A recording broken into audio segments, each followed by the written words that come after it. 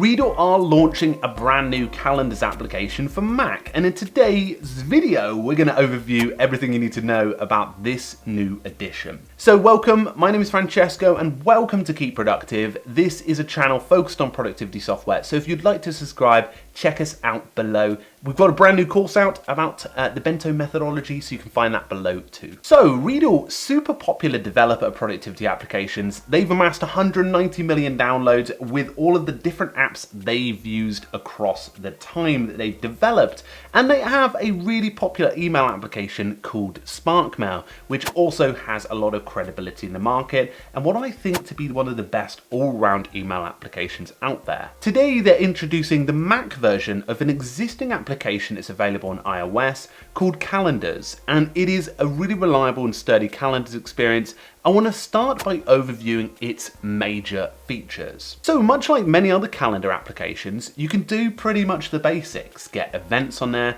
plan meetings, and start coordinating meeting details like conference information, details of time, where it belongs in certain calendars, etc, etc. The stuff you'd expect inside of a calendar experience.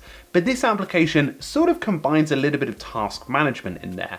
With Calendars for Mac, you do get the ability to see any of your tasks and start planning them in a today, upcoming view, and also inside of lists as well. So it sort of helps you combine some of your tasks and be able to really merge them with your calendar. Something called time blocking, which is a really effective productivity technique of being able to bring your task directly correlated with your calendar. Now, if you're somebody that likes that, this is a really interesting application, but they go a little bit further with their ability called Planner.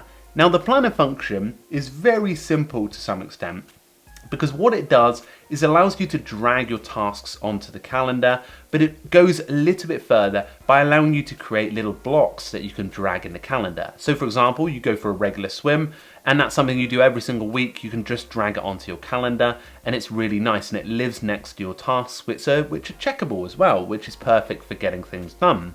And you can be able to create some of these presets, and these presets in particular are really nice for saving yourself some time, but also making sure you get all the healthy sort of habits and routines that you would typically do, making sure it goes into your calendar. Now, in terms of its structure, it's very easy to use, and that's one thing I found straight away with it. It's very similar to the iOS application. It doesn't have too many of the bells and whistles that we typically see inside of apps like Fantastical, but it definitely does a good job of being reliable, easy to use, and just a really nice looking calendar application. With the calendar application pretty rapidly growing in the market, with apps like Daybridge, Rise, and Magical coming to the market very soon, this is a really interesting placement as a reliable and sturdy application that could be your next calendar application on Mac. Now let's look at some of my personal favorites. I definitely like the presets feature, the ability to drag stuff in. That's really nice on Mac. But one of the features I do like, a small thing, is the ability to see weather in advance, especially when it comes to planning stuff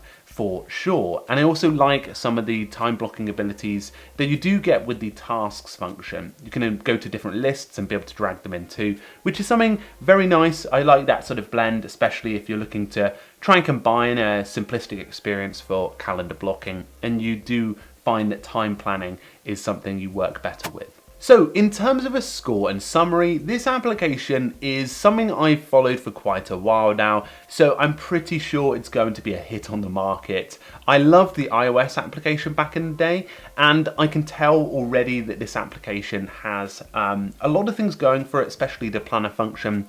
It does have a free plan with a basic plan to manage your calendar and events, but some of the tasks and planner functions are locked behind a $19.99 Pro subscription. So I will include the pricing descriptions in the description below because it's fairly recently launched, so obviously subject to change, but I'll put that below. So obviously this is a typical pricing we'll see in the calendar market as time goes on, so just something to note all in all. So in terms of a review, I would probably give this experience an A-, mainly because it does a great job of calendar function. It does and have a nice basic task and planner ability, and it's very reliable and sturdy, which is something you typically see inside of Reader applications. So I'm going to give it an A-. It does the job well. but at the same time doesn't have some of the more advanced functionalities we'll see inside of apps like Daybridge, and even the likes of some of the calendar apps that are already in the market like Fantastical. So folks, I hope you enjoyed this review. Let us know what you think of the new application, and I'll put all the details in below in the description for you to check out. Thank you very much, folks, and please do make sure to subscribe to keep productive. We're trying to grow our audience, so feel free to share this if you find it valuable. Thank you very much, folks, and I'll talk to you all very soon. Cheerio.